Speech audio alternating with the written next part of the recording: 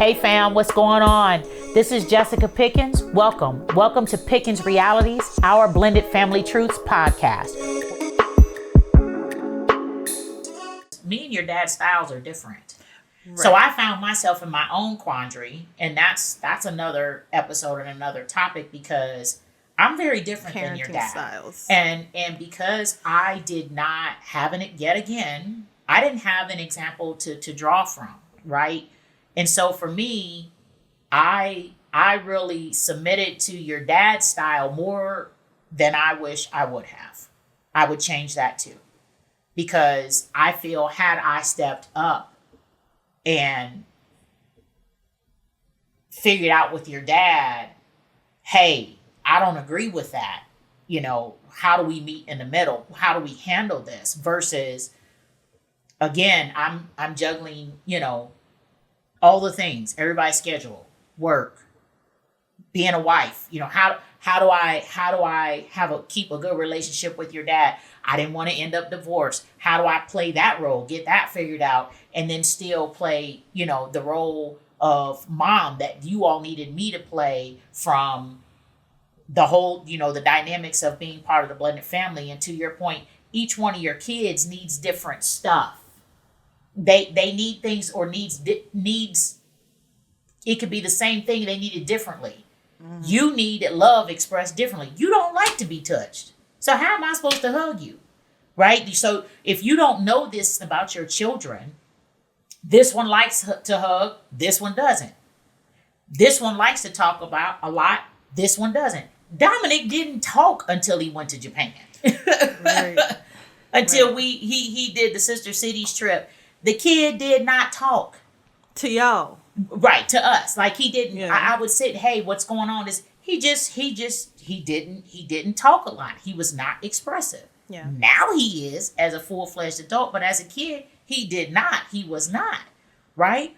Where you had Dawson and Gabby, they were just happy, jolly. They just, so we had all of these dynamics. You have all of these different individuals and individual personalities and characters, and you're trying to manage and juggle it all. And it's like, Lord Jesus, and remain sane and married and stable and go to work and not be acting crazy all at the same time. Yeah. And so it just, I absolutely, completely understand now the importance of what we missed as far as having better intentional communication with our children to be able to see if our perception of how things was going matched yours or I'm not. Like, y'all did cool. I feel like the biggest thing was just like having those lines of communication and learning us a little bit more. Because while we were all essentially the same, we were so different. You're very different. Yeah. You have a lot. It's right. It's like when you meet somebody, you're like, oh, we have so much in common. But then you go, you dirty. You don't like, again, like your dad brings us up all the time. It was because I just discovered that like 2 years ago. We've been married going on 22 years. Your dad doesn't like green apples. Who doesn't like green apples, y'all? I don't know. I didn't know that. He does not like green apples. Give your dad a Granny Smith apple. It's going to sit there. He does not like green apples. I've been married to this man for almost 22 years. And he was like, you ain't never noticed? I don't eat green apples. And I was like, well, apparently not. Because I'm trying to give you one. Right. So, that's crazy. And so it is a forever learning process. Right? Because it's not like you sit down and you get this book of, here's the 5,000 things that, I like and I don't like. And then things change. Yeah. There's a lot of stuff I didn't eat as a kid that I now enjoy. I wish you would have I wouldn't even eat a cheeseburger when I was a kid. You're weird. Very weird. I am Give having me a extreme deja vu right now. If you put a jelly donut in front of me when I was a kid, I'd be like Teresa used to eat them and I'd be like, ew. I'm not going to lie. Jelly donuts gross me out. But all I wanted was a glazed donut. All I wanted was a hamburger with some ketchup and some pickles. You know what I'm saying? Yeah. So, but then now your palate changes, right? So same thing with life. So I mean, I think that the biggest thing that we want to make sure that our audience understands today is if learn from us, learn from our mistakes. And while we are working, we are doing so much better now after 20 years. Yeah. We did not take into appropriate consideration the meaning of your perception is your reality, my perception is my reality, right? Mm-hmm. And the truth is likely somewhere in the middle. I thought that we did a better job than what you all expressed when it comes to how you feel about just in totality everything. The relationship, I would say, your individual relationships with us as parents. We haven't talked to everybody yet, but 2 out of the 6 thus far. Yeah. And that was hard. Yeah. That's a really hard pill for me to swallow. But I'm willing to do it because my goal, the end goal here is, okay, number one, I apologize, right? Like I apologized to you. I apologized to Jalen. I'm sorry. It wasn't intentional. So I think number one, letting people know, like doing what you can to give the person closure, your kids or your spouse or your loved one, whomever, to help them through their healing process, to at least acknowledge it, man, right? Like I can't sit here and say, you can't feel that way. That's not what, like, you can't do that. People get that bad. I didn't make you feel like that. How can you tell me? You can't do it, that guys. You made, like, you cannot do that. I cannot I'm not gonna tell. lie, y'all used to do that to us. Like, and it wasn't necessarily like I didn't make you feel like that, but it was more like that didn't happen. And we because this was before the conversation of our perception is our reality. I thought that I was outside for 35 minutes. You this man walked up to the porch and came back. You were out there but for my perception 3 minutes. And my brother, you know what I'm saying? So it was like that didn't happen. So it's like, dang, I minimized because of my perception. That was your perception though. But, right. But there's a difference now, Jayla. Let's not get that twisted. Mm-hmm. The facts were, my brothers concurred with what I was saying. Well, y'all were all, nobody was, listen, trust you me, because I was not in agreement with what occurred that day neither, so I was paying very close attention. Okay, and so we'll tell y'all about this later. This is a whole nother other, but that might be ripping the scab for him too, so we might not. And so but there's but still I'm not saying like that particular, right, that's what I'm saying. I'm not saying that particular situation is like the greatest like example, but I'm just saying like I'm not even gonna say like we go through that, because like we don't go through that now because we're all adults and we're able to express and talk through and all the stuff. But for people there are still that things don't that have your recollection of certain things with you and Jayla is vastly different than mine. Listen, real talk, this happens with me and my mom all the time now. Right. Because I'll be like, I remember she'd be like, okay, whatever. And I'd be like, okay, are we having memory issues over here? So are you able to, bringing it back, are you able to draw from your experience with your mom to be able to be like, even if you don't think that is what happened, like being able to be like, listen, I hear you, we just gonna have to agree to this. No, that's where I'm at now. Yeah. That's my point. But that's what I was saying, like a lot of people, as they're blending their families, as they're blended, as they're working through their stuff, you know, 1, love is not just enough. 2, the communication with your children is a big thing. But 3, also not minimizing anyone's experiences is huge. Well, and I think I think first talk about it. Yeah. You know, if you are able to talk about stuff as it occurs or freshly thereafter or within an appropriate time frame, whatever's appropriate for the situation, right? Yeah. Meaning, if it's something heightened, you don't want to try to flush it out and talk about it right away. You may need to give time for people to calm down, right? Like if it's an instance where, you know, teenage trouble, something like that. Yeah. So, we had that incident where you was off, you drove, you had some drama going on with some other girls. You got to the house, you got in trouble with your dad. That did not go well. Cause I was down the ride for the homicide when it was drama time. You don't try to, once you have something like that happen, you don't try to flush that out that day. You give it a day and you circle back and go, listen, let's talk about this. And then everybody needs to own up to their part. Ever talked about it. I know you didn't. I know I talked to him about it. I knew it was something like off about me because when it happened, I didn't flinch or anything. Well, and it just, but you have to, like, again, this stuff, if people can understand what I'm saying when I say, if you can learn from us and just be intentional about figuring out how do you work through this stuff and address it in an appropriate, timely manner. And that changes from situation to situation. Some stuff you got to break down and go, yo, yeah, no, we're not doing this. Mm-hmm. What's going on? We need to talk about this right now. Mm-hmm. And again, if you can't, if emotions are too high, and we talk about this all the time, and you can't always get your professional therapist on the phone, this is when you need that accountability partner. You need that person, that wise counsel that you can trust, that the bat phone. What happens if the person doesn't have you need, like I had, well, they need to get one. Because I had 2 bat phones. I had 2 people, right? That I could pick up the bat phone, because if one doesn't answer, you got to have a backup.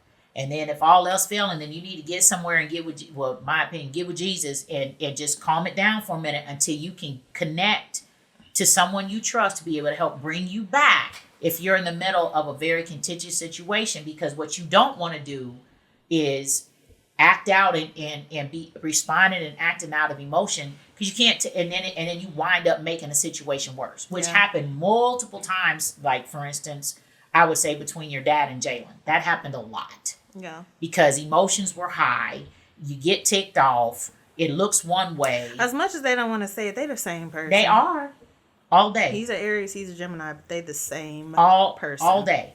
And so at the end of the day, in order to, when you've missed it, but if you talk through, if you go, hey, this was my recollection of, or let's talk about what happened yesterday. Because sometimes in the heat of the moment, you don't have all the facts. Both parties may not have all the facts, right? So you're responding sometimes from not all the information, not all the pieces. Not everything exactly. Else, yeah. And it can look like this, and it can be something totally different. Right. So learning to stop and pause, and when you can, like, yo, what's going on here? Like, again, the word keeps going, communication. Like, what's the deal? Why are you doing this? Or what is going on here?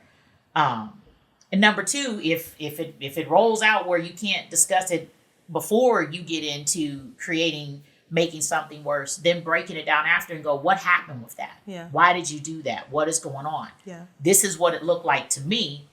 And you may come back and say, well, no, I wasn't, rolling, trying to go play back up for my girls. This is what happened, and this is what was going on. And I could go, oh, okay, I thought it was something totally different. I was about to go off. You know what I mean? But I was definitely rolling. Yeah, you were. I was definitely rolling. I was with it. But at the end of the day, if for us, we didn't, wow, this isn't the first time, this podcast and what we're doing now is not the first time we have had family we've been in a healing process, y'all. We've been like, I would say, for instance, like Jayla and I have been on, peeling layers back. And because, of course, sometimes that takes years. And it's been years. And we're still in it, right? But that's the point. We're in it. Yeah. We've both chosen, we want better.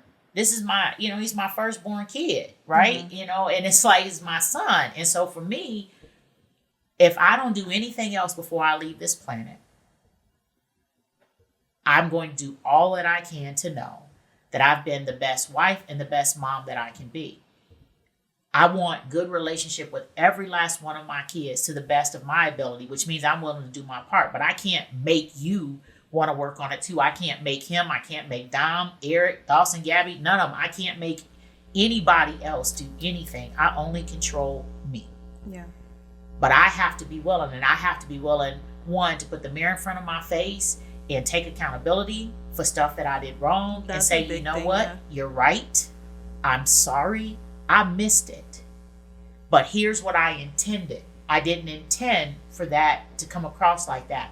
It was not my intention to do X. Or if it was, then you just got to own it, man. Right. That, I was going to say, my pastor told me, like, in a sermon a couple Sundays ago, you know, if you hurt somebody's feelings, don't say if I hurt your feelings. You hurt my feelings. Yeah. So say, I'm sorry. You was big enough to. You just got to own it. Yeah. You know, and we again, this is, we're going through a lot, you know, as a family right now on GP outside of all of this, right? Because, again, y'all, life be life, and it doesn't stop. You know, it's not it's not, again, I always say it's not unicorns and rainbows on 24/7. It's just not. That's not life. That's not anybody's life, right? And so making sure that if you want healthy relationship with every member of your family, again, the basic premise of why we're doing this is that for blended families, we just inherently, you have more layers.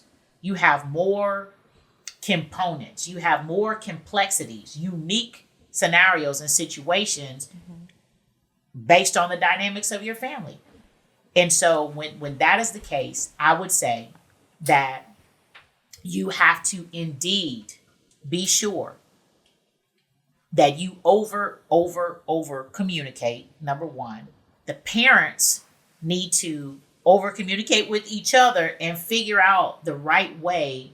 What is the perception? Let's say this. What is the reality that they desire to be the way and style that they raise their children? Knowing that you're going to have variations of that style, because to your earlier point, different kids need different things, different ways. Yeah.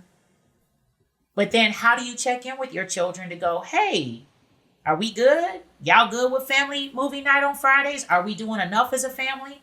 Do we need to do more time as a family? Does it bother y'all that we want to be a family so bad? Right. That we, that, you know, does it, or, you know, you got to figure out. And then to your point, ask your kids, man, and get the feedback. We missed it on that. Talk to them. And just because they're younger doesn't mean they don't have opinions. And I'm not gonna lie, I done asked Isabel multiple times, like, does mommy make you happy?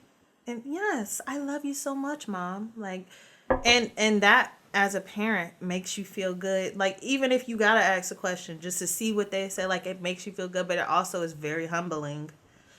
And if they my say baby no, be like, no, like, right, mommy. Exactly. The first time Isabel ever told me I'm irritating her.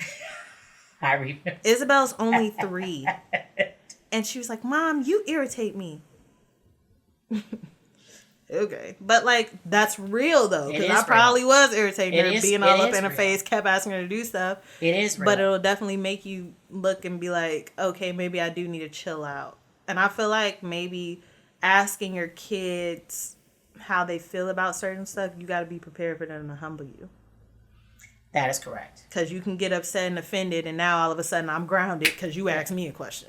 That is correct. So you absolutely have to be okay being prepared with hearing.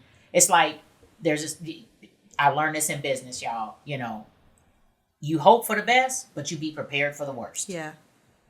And so part of that preparation, we're going to keep saying it, is that you need to have, you know, for us, and I recommend for everybody, you professional counselor, professional, where you are constantly working through your individual issues, your husband-wife issues, your blended family issues, the dynamics, because when you're layering in all of these things, it can be just completely overwhelming, 100% overwhelming. If they don't have money for a professional counselor, what do you advise they do? You got to find some resources where there are groups, there are therapy groups, support groups that a lot of times those don't cost. Yeah. Right? You know, if you belong to a church home, do they have services that they can offer? You gotta put in some work to look for the help that you need, right?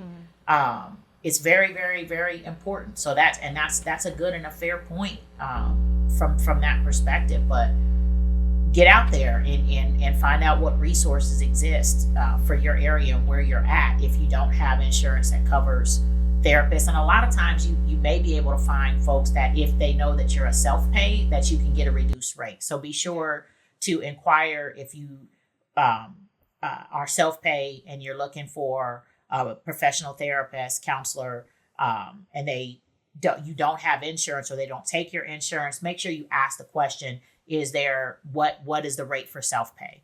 Or and if all you in all, if you have like a dad Walton, like an unbiased party. Correct. That is correct. So for, being able to find wise counsel that is honest and is going to be unbiased and give the truth about the situation, not taking her side or his side or the mom's side or the kid's side, but finding someone that you can truly trust, that is wise, y'all. Not drama filled, not opinionated, not, this is, those people where you can go, hey, can you mentor me through or be an advisor, really, People is what it boils down to tell you that you wrong when you wrong. Correct. And be able to help moderate and navigate some issues that may be going on. That we had it all. We had the combination. We did, right? And so, God bless you. So to get ready to kind of bring it home and wrap this up again, yes, absolutely land the plane here. Understanding that your perception is your reality, and it doesn't mean that it's anybody else's reality, right? Because I had a perception of how things went, which was my reality. You had a perception of how things went, which was your reality. And every person in our family, in our 8, 9, 10 person household, you had 8 different perceptions and 8 different realities. And the only way to come to agreement or to get an understanding is to be able to talk about it. Yeah. And the sooner that you talk about it, if you're talking about it as kids are growing up and going along, I just have to believe that creates a much healthier space and environment for your children, for the parents too, because then it gives you the ability to adjust sooner. It gives you then have the choice. If your kids are telling you, yeah, no, that's not how that went. You think wear black jeans every day for a week. And you're like, no, you wore blue. No, I wore black jeans every day for a week. And being able to adjust sooner and have the opportunity to self-correct and get some things in alignment and get to a place where the perceptions now come more in line, which means the realities are coming more in line, which means you have an opportunity and you're creating a healthier environment and a healthier family sooner. Yeah. Which that is what puts you on the path for unification and being able to remain a family. Yeah. And that is what's priceless. Yeah. Any closing thoughts from you? Not necessarily. I mean, don't discount your young kids when you're having these conversations, because ages 2 to 5 are vital, and you'd be surprised what those kids know, what they see, what they learn, and how they feel. I feel like their emotions are much bigger at that age, and they go through a lot of different changes, so being able to help them regulate, but helping them regulate is also letting them express themselves. So don't discount the younger kids that you have in your blended family. That's good. And watch the movie Yours, Mine, and Ours if you have a blended family. I feel that movie I feel like is our family.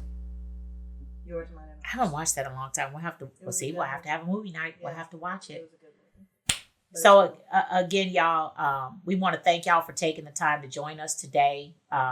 Talking today about parents' perception and reality versus kids' perception and reality. It can be 2 totally different things, y'all. core takeaways, key takeaways, communication, communication, communication. Make sure you get the help in the form of professional counseling, a wise counsel, wise advisor, all of the above that can help from an outside perspective, take a look at, well, what's the husband's perspective, the wife's perspective, the kid's perspective, hear all of those things and help find what's the desired reality, right? Not just what the picture that's floating in your head. Right. What is the desired reality that everybody 5 years, 10 years down the road can walk away and have the same image and picture of what was experienced. If you start now working at it and start correcting now, the sooner you start, the better, right? We're 20 years in and we're still working on this stuff. We've learned a lot. So our goal is to share that with you. We want to thank you for taking the time to join us today. Let's continue to go and grow together as we work on being blended and bonded. We'll talk more about that later. We love y'all. We'll talk to you soon.